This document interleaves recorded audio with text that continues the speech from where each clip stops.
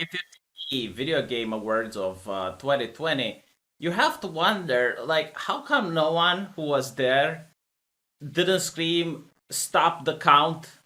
These awards have malarkey because they were obviously rigged. And it's not even a conspiracy or anything like that. You just notice it by the fact that the gamers, the people that are buying the products and they're supposed to enjoy the medium, had very little input to decide who wins the awards.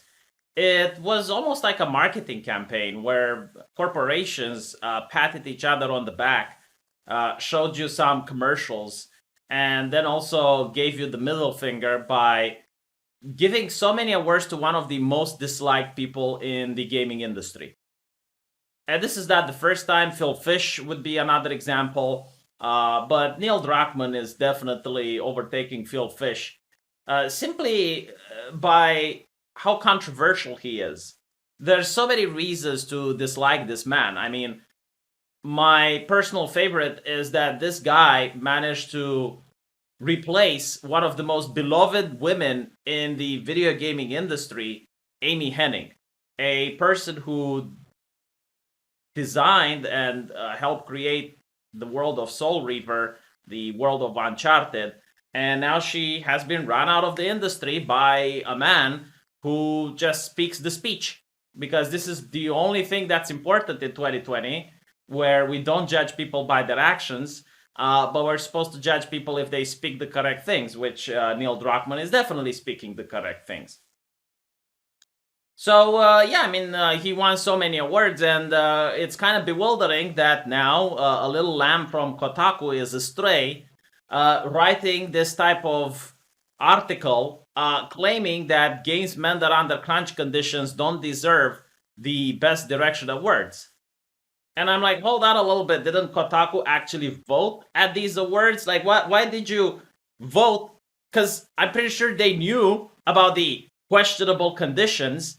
There were a lot of talks and a lot of leaks from people that worked under Naughty Dog, complaining about the inhumane conditions that were going in there. And yet, the video gaming press protests that they never happened. And these are the people that are very progressive, very into social justice, very into workers' rights. But for some reason, when a studio that they like are doing all of these things, they're quiet. And only after the awards do they make articles about it. I mean, you can tell this is some social justice bullshit if you wait until after the awards to write these types of articles. Just listen to what's in the article. Questionable experiments in the realm of pushing human limits. Sounds like there was a mini Nazi regime going under Naughty Dog, huh? Very interesting. Questionable experiments in the realm of pushing human limits. They hired a little Mengel there, huh? Dr. Mengel was working at the Naughty Dog. Yeah, now all of a sudden, the progressive press are outraged. It's like, oh, why did they win the Best Direction award?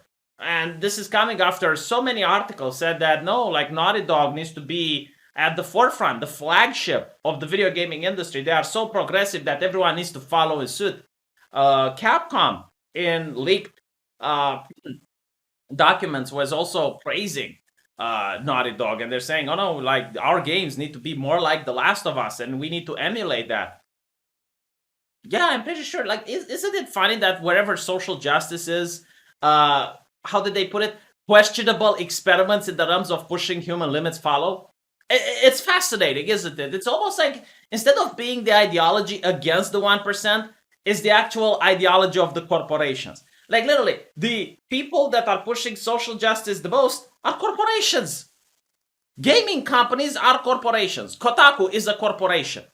Polygon is a corporation. Rock Paper Shotgun is a corporation. And they're not just any corporation, mind you. They're not like just some little mom and pop shop that is just having opinions. No, like they are in companies that make millions of dollars. Well, maybe not so much recently, in recent years, but they used to. So I find it very interesting. Now, why is Neil Druckmann under attack all of a sudden? Like, I don't know, maybe the people at Kotaku didn't get their cut. Maybe, the suitcase filled with money didn't arrive on time. Maybe there is nothing else to write during this time. Because, like, when I started my channel, I really didn't want to do this. This is not what I wanted to do. Look, I got the Kage Bushi no Jutsu on my finger. It's not Kage Bushin, it's Kage. Shadows. Shadows on my finger. I have shadow magic. But yeah, like, this is not what I wanted to do. I wanted to talk about video games. I wanted to talk about trailers. I wanted to talk about cool things. Instead, what I end up doing is this. And it's because of the pandemic. There haven't been much things to talk about.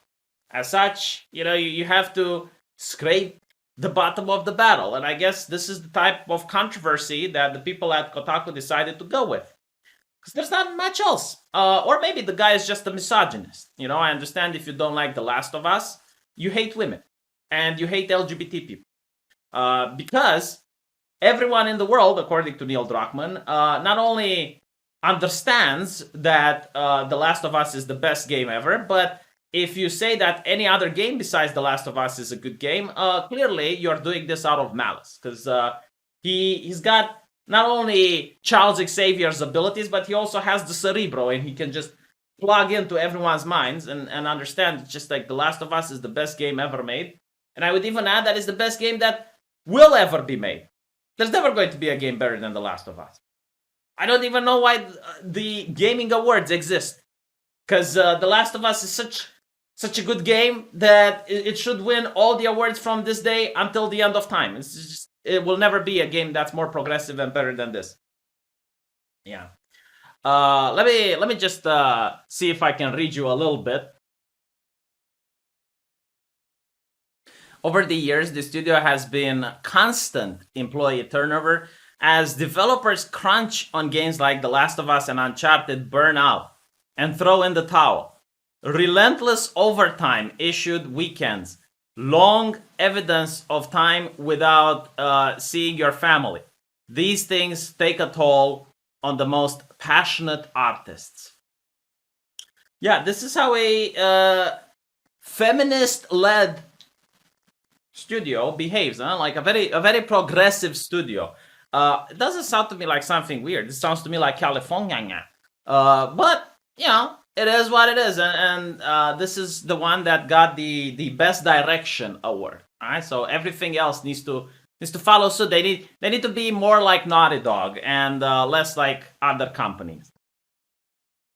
Let me know what you think, and I'll see you guys in the comment section. And do tell me more about how this setup is like. And yeah, I'm aware about the artifacts and the glitches, and it's the software. Okay, I don't have an actual green screen. This is from NVIDIA. I'm also like trying to figure out if I can shrink myself, make myself a little bit smaller so you guys can see the article better. But until I figure that out, we're just going to go with this. So I would definitely appreciate any type of feedback that you guys can give me. And also, like, which one do you think was your favorite game of the year? I think, yeah, Ghost of Tsushima is definitely the best game I've played this year. But that doesn't say that much because this was a year without that many video games. So I don't think even CD Projekt Red would have been able to get any awards in the state that it's in right now. So yeah, I mean, Ghost of Tsushima would definitely be something. I wouldn't be surprised The Last of Us winning some awards. I mean, the graphics were good. The atmosphere was kind of nice. But like, again, best game of the year, GTFO.